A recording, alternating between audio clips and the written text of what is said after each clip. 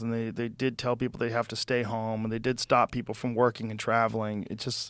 It ramped everything up, it ramped all the anxiety up, and it ramped people's susceptibility to some sort of a solution. And if you just give into the authoritarian control, then we can all get back to work. Yeah. Then we go all get back up to normal. And that's what scares the shit out of me, is how easy people just rolled over and let that happen.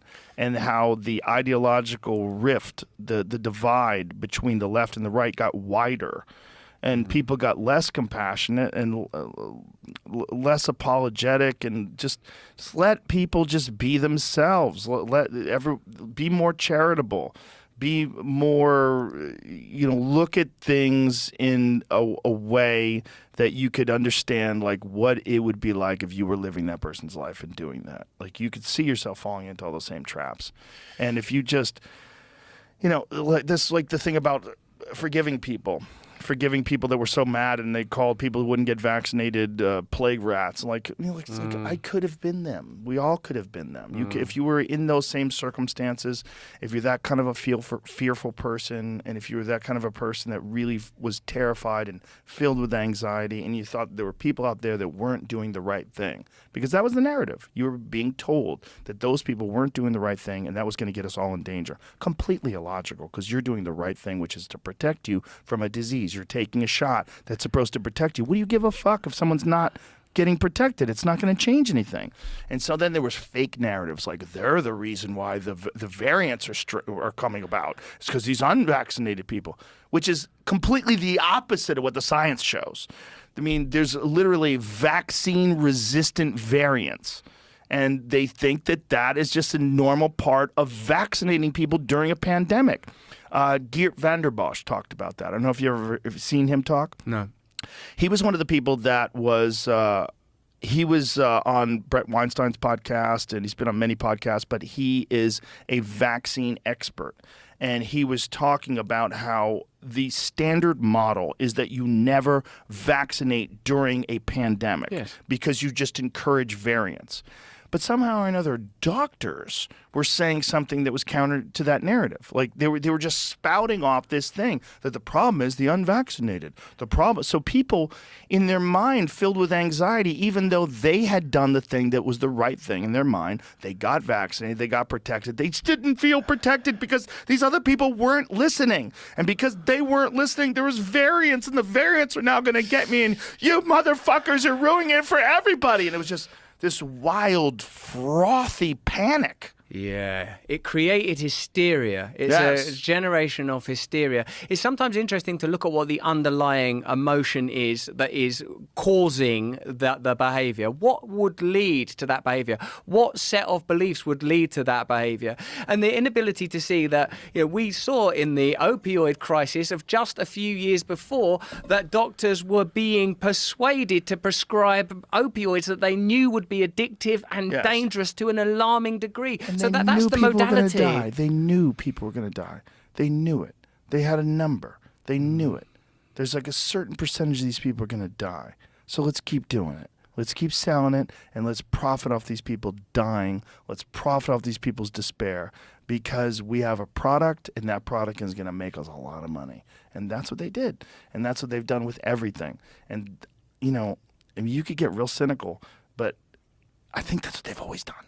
I think that's what they did with Vioxx. That's what they did with the opiate crisis. I think that's what they did with many, many different ways where they could justify making enormous amounts of profit at the expense of a bunch of people dying. I've heard a few things about systems that help me to understand why such a thing might be possible.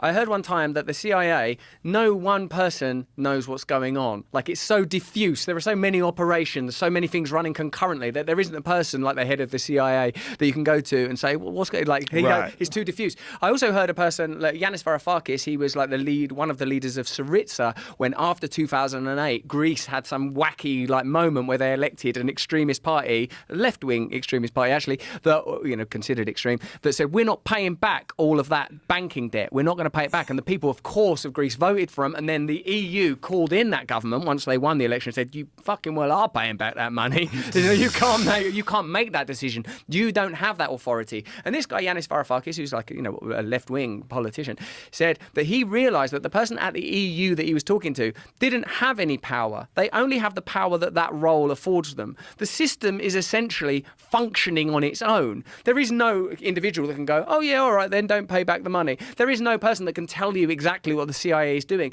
So it's like a sort of a set of coordinates which behind it has an energy that's pushing towards a particular agenda, the kind of ones that all of us can identify, financial agenda, dominion, those kind of identifiable agenda. But the system is self-sustaining, self-maintaining. The system excludes the possibility for disruption. It's almost like it already functions how an algorithm would function. It doesn't afford radicalism. It doesn't afford the intervention of democracy. When people's will is expressed, the will is delegitimized. When there is a sort of a popular uprising, then the uprising itself is discredited. 20, 30 years ago, it would have been the left in Latin America, Central America, like the deposing and destabilizing nations there. Now it's like even domestically, like figures like from the presumed right, like Trump, are discredited. And again, like I've got, just to clarify, of course, it's not someone that I would ally myself with enormously. But what I'm saying is that the system has clearly become more allied with a particular aspect of the establishment. Let's call it the liberal establishment, although it feels to me that it can function perfectly well regardless of which political parties in there. I think it's interchangeable. I mean, it was during the Bush administration, it was the right. During the Bush administration, all the fears about election tampering were about the right. There was a HBO documentary called Hacking Democracy, and it was all about the Bush administration stealing the vote. And it was all about the Diebold voting machines. And they had shown in this documentary that there was a third-party access.